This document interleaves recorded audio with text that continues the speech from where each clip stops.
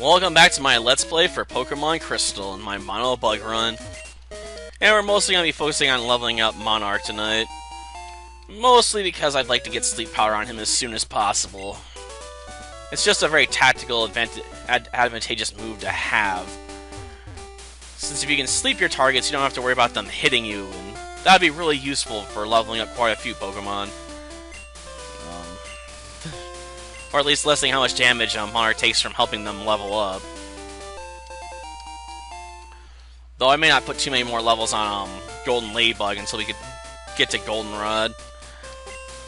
That way I actually get a few moves that might help it out slightly when it comes to leveling up. And I say slightly because I have no idea if it's going to be all that effective or not. Sure, I can give Golden Ladybug Ice and Thunder Punch, but it's still not got the best stats for using them. It'd be better than its physical attack stat, though, so there is that. Well, I guess we'll focus on taking down the trainer for the moment. In other news, World of Gaming never responded to my comment on his review video. He used my footage for doing a review of Witches and Vampires, a DS game I played. I've done 2 runs for, actually. The first time I really stretched out the footage to fill the entire screen, I was like, that looks awful, and went back and redid it eventually. And didn't do that, but I had to do an entire new run because I deleted the old footage off my computer, so I couldn't just, fix it easily by just re-uploading the original. Though I suppose redoing it may have been for the best anyway. Maybe. But in his review video, he made a pretty inaccurate comment that I pointed out, saying that you take damage from merely attacking an enemy, and that's not true in that game. You can take damage from attacking an enemy, but that only occurs if they have reflect damage up, which causes you to take a percentage of the damage you just dealt to the enemy. Obviously, if you level up that ability, it can become like 100% of the damage you just did to the enemy, which is really bloody annoying. Which is why I usually tend to stun lock my enemies as soon as possible, so I like being faster than them so they can't set up that spell. Though only really the bosses in the game really have it. Just to make them that extra bit annoying. Like, oh, you want to take me down? Well, you better make sure I don't have reflect damage up, or you might knock yourself out and lose. Ha ha ha ha ha ha ha ha. Stuff like that. And yeah, I know, I'm not really channeling the evil laugh right now, but the villains in Witches and Vampires are not exactly, impressive. They don't deserve a good evil laugh. Unlike Mandark. Or Laharo. In the immortal words of Laharo, an evil laugh's a very important part of being a demonic overlord. You have to get it down. Other demons won't respect you if you have a terrible overlord laugh. It's gotta be pure evil. Like it has to strike fear in the hearts of all that hear it.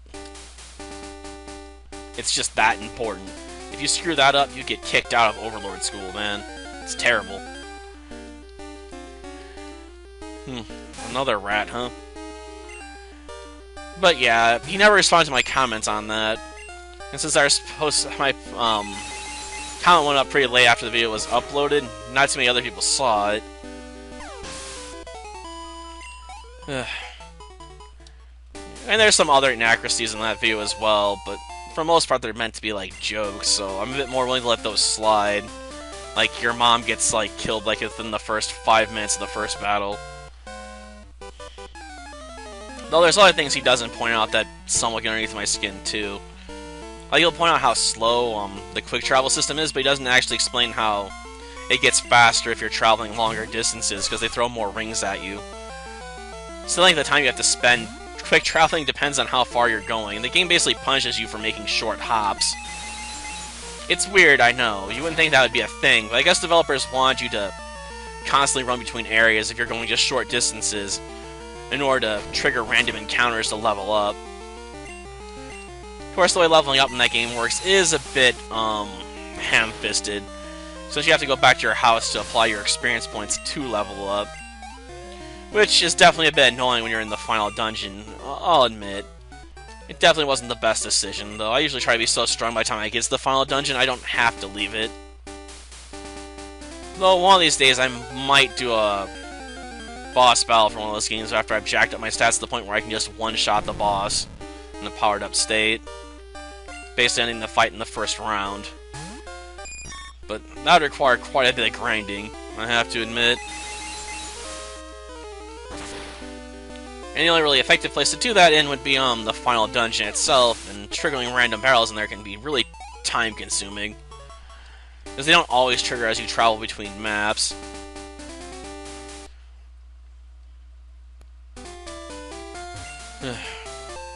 It makes sense, I suppose. I mean, it's a random encounter, so if it triggered every time I changed maps, it wouldn't be all that random now, would it? But it's still annoying if you want to power up a bit more. It's like, I want to get in this encounter, and it's like, the game's like, no. Keep moving back and forth, fool. And while the dungeon does feature touch encounters, after you defeat them the first time, I don't think they actually come back. They don't respawn when you leave the room and come back.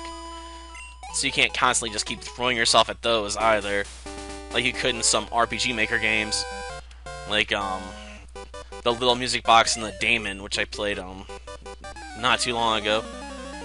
I finished it, what, like in the last week? Yeah. I have to admit, some days the days start to really blend together. But yeah, in that game, if you leave a room and come back, if you killed the enemies, they'll actually all respawn, which is really convenient for grinding if you want to go into a room, like, really close to, like, say, a healer or something, and just keep going in and out. That's kind of pointless with Wooper. This one isn't high enough level to know slam or anything, so it's relying on water guns, so lowering my physical defense does absolutely nothing for it. Then if you add in the fact that its special attack stats crap, well, there's no reason to fear the Wooper unless you're using a Pokemon that takes serious damage from water moves. Like, say you're doing a Rock Run or something and using Geodude.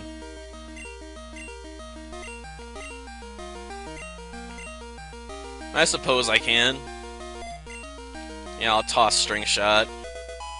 Slowing my opponent down doesn't really interest me that much, usually. I mean, it's come in handy before, don't get me wrong. Especially for when I was taking on that Espeon in the Poison Run, where I had to use a real team effort to take it down. But for most opponents, I don't have to worry about Spring Shot. Well, we aren't. And I just felt like saying yes to get you annoyed. So let's face it, selling Slowpoke tails makes you the devil. I mean, sure, the tails grow back, but still, that's no reason to be cutting off a Slowpoke's tail. Yep, thanks for waiting. Well, I think we can hit up, Union Cave here. Yeah, at most, it's gonna take me, like, another 10 minutes or so to get through it, I assume. Depending on how many, trainers I fight in there. After all, I only really want to get to level 15, I believe, to learn Sleep Powder. So, we deal with a good chunk of the trainers in there. I should be able to hit it. Oh yeah, this guy's got a Sparrow. It might be worthwhile to drop a few Hardens on myself here. After all, he does have Peck Attack. And there's no guarantee I'm going to take it down in a hurry.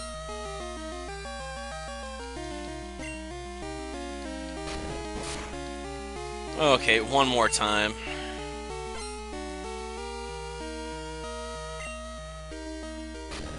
And I'm sure Harden will come in handy against the next gym leader too, considering most of his Pokemon use moves that are considered physical in nature. Probably Sleep Powder one, then Harden up, then start attacking. It's a cheap strategy, but whatever works,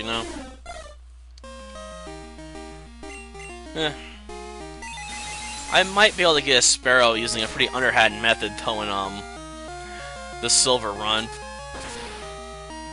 A mission I honestly didn't know existed, but when I was looking up how to get a certain TM, I found out about it. But I'll worry about that when we can get to it. For right now, let's just focus on moving forward, I suppose. Besides, we can't even do that mission until we get over to Goldenrod.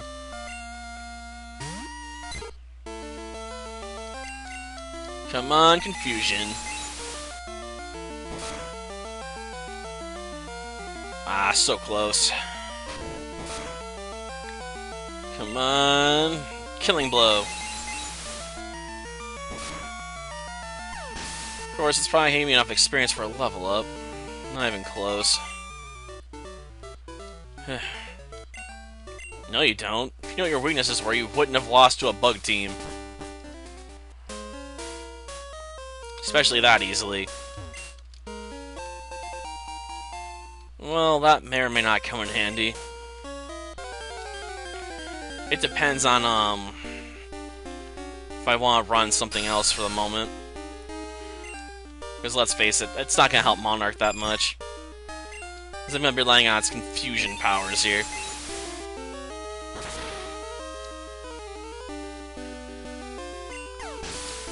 Yeah, it's super effective, alright. Okay. You didn't, huh? Then why on earth are you hiding in a cave? Like, are you training your Pokemon in here, Hiker, or are you just, you know, goofing off? Okay. Gotta go up against an Onix. Which probably won't be too bad. Of course it didn't. Screw it, just use Confusion. I want to try something a bit different just for the lulz, but I'm not going to waste a ton of time fighting this Onix and trying to poison it. If it had worked, it'd probably be dead right now from the effects, but you know, it is what it is, so let's just focus on pushing past it now.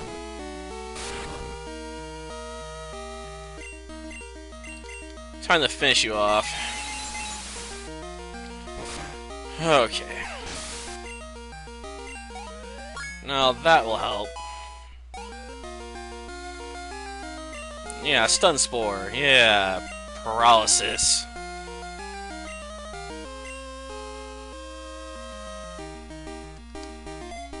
And we'll drop Poison Powder and take Stun Spore.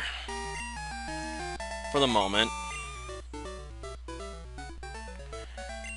Yeah, the sad part with all the powder moves is you only have one main status effect at a time anyway, so having more than one status effect move is kind of useless unless it's a secondary one like, say, Confusion.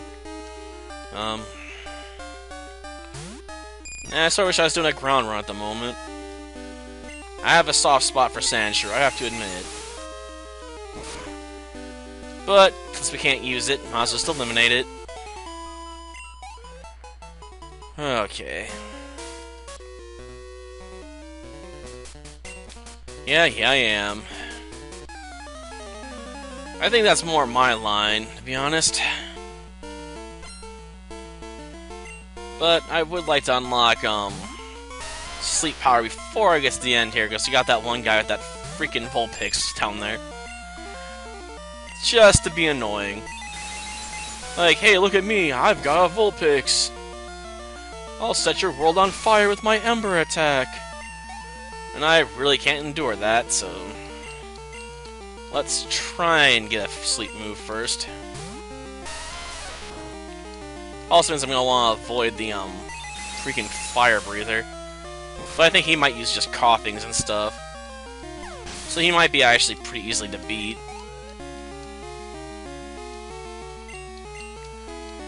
Nah, another Geodude. Yeah, I know, it's not high enough level to know Rock Throw or anything, so it's not particularly intimidating. Unlike, Anthony's after you get out of here, his knows, Rock Throw.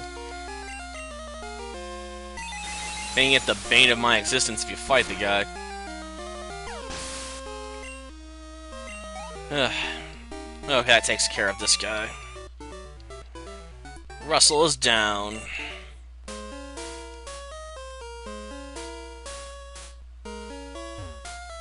Yeah, that's the Fire Breather. Screw him. Okay. Well, we take this thing down, it's another 70 plus experience. Well, I am starting to run out of confusions. Shoot. Well, maybe I can finish off the rest of the way with Tackle Attack. Okay. Just a tiny bit more.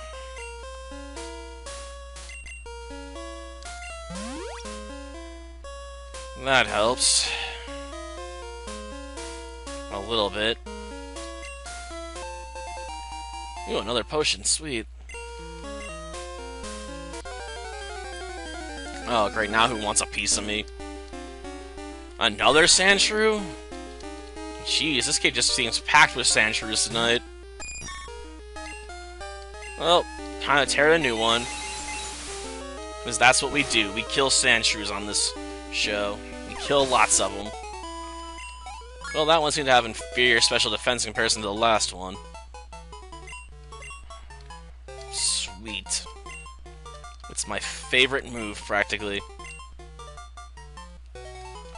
Okay, I have a bigger soft spot for, Spore, but, we can't really get that until we get a Paris. So that will do for now. Is that another Sandshrew? Oh, finally something else. What's to say? Another Shrew? Kinda getting crazy there. Screw you, Rattata. You're not worth fighting. I guess I could have dodged that guy if I'd stayed up top. Well, yeah, if you're strong, they're not scary, but most trainers really aren't that great.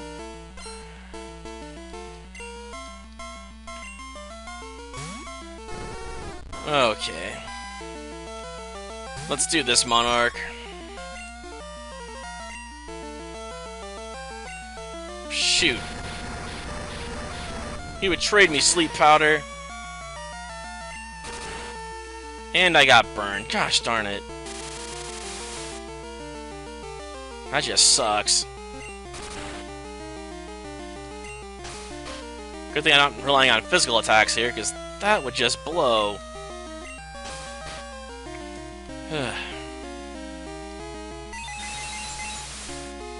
Hopefully we'll be able to take it down in a couple hits here.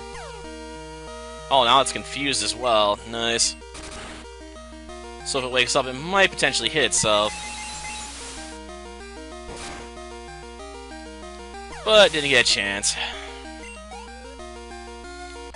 Well, at least Burn's not gonna hurt me as I continue to walk through here. There is that, at least. On the downside, I still have to get out of here before I can go heal myself. Ah, psh, Onyx.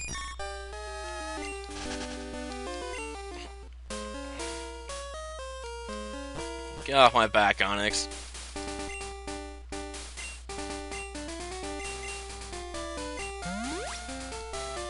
Okay. We're gonna have to try and sneak around this guy.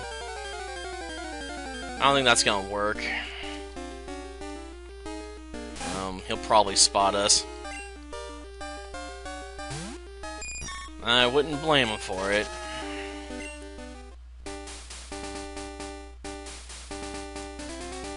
Okay, try and sneak past him now.